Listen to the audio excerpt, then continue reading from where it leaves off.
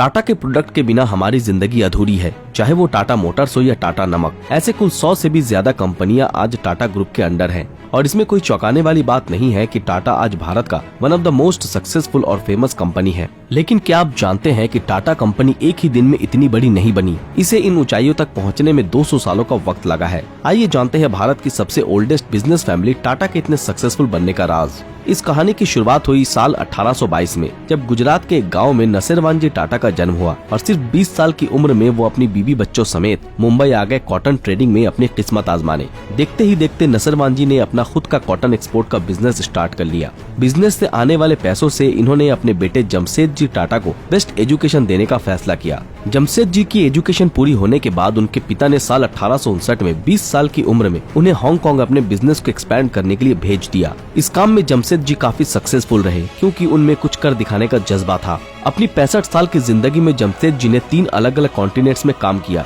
India में बहुत सारी कॉटन मिल्स की शुरुआत की, भारत का सबसे पहला स्टील प्लांट का कंस्ट्रक्शन स्टार्ट किया। इसके अलावा भारत का सबसे पहला 5 स्टार होटल बनवाया। ये होटल उस जमाने का पहला ऐसा होटल था जिसमें इलेक्ट्रिसिटी थी, और ये होटल था मुंबई का ताज होटल। साल 1961 में अमेरिकन सिविल वॉर की शुरुआत हुई। उस वक्त इंग्लैंड अपना ज्यादातर कॉटन अमेरिका से इम्पोर्ट करता था, लेकिन सिविल वॉर के कारण सप्लाई बंद थी। तब जमशेदजी ने इसका पूरा फायदा उठाते हुए कॉटन के दाम को दोगुना कर उसे इंग्लैंड को एक्सपोर्ट किया और अगले 4 सालों तक बहुत प्रॉफिट बनाया। सिविल वॉर खत्म होने के बाद अमेरिका से सप्लाई दोबारा स्टार्ट हो गई, जिसके चलते टाटा को भारी नुकसान हुआ, लेकिन फिर भी जमशेदजी ने हार नहीं मानी और डटे रहे।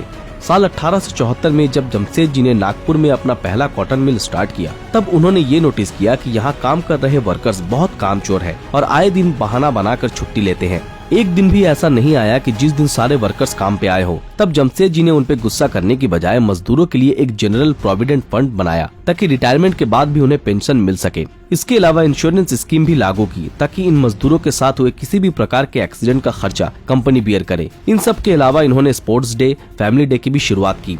साल 1904 में जब जमशेदजी का देहांत हुआ, तब वो अपने पीछे एक ऐसी विरासत छोड़ गए जिसकी बराबरी करना इम्पॉसिबल था। साल 1910 तक जमशेदजी के बेटे दोराबजी ने टाटा स्टील प्लांट की शुरुआत की, और इसी वक्त फर्स्ट वर्ल्ड वॉर होता है। ब्रिटिश एम्पायर को काफी भारी मात्रा में स्टील की जरूरत पड़ती है। तब टाटा स्टील ब्रिटिशर्स की टैंक, हथियार, रेलवे लाइन बनाने में स्टील की सप्लाई करता है। साल 1914 आते आते टाटा ग्रुप के अंडर 14 कंपनीज थी। दोराबजी ने टाटा की कमान 1938 तक संभाली, और फिर उनके एक दूर के कजिन JRD टाटा को टाटा ग्रुप की जिम्मेदारी सौंप दी गई।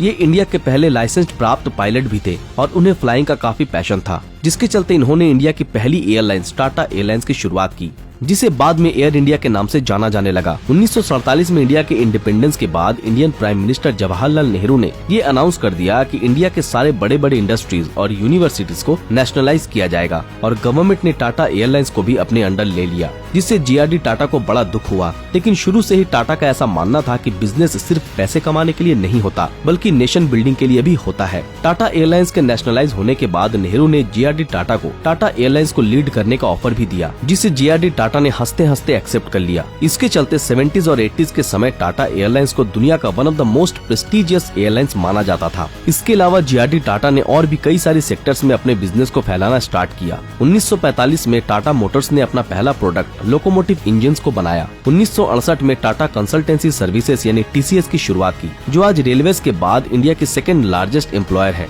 इसके अलावा cancer research and treatment centre, Tata salt, electricity goods manufacturing. JRD Tata ने अपने 52 साल के करियर में टाटा ग्रुप के अंडर 95 कंपनीज एक्वायर कर लिया। इसके बाद टाटा की रेडियो मैन्युफैक्चरिंग कंपनी नेल्को के शेयर्स जब 20% से गिरकर 2% पर आ गए, तब इसे बचाने के लिए 1971 में जमशेदजी के एक ग्रैंडसन को बुलाया गया। गाइस, ये शख्स और कोई नहीं बल्कि हमारे चहीते रतन टाटा थे।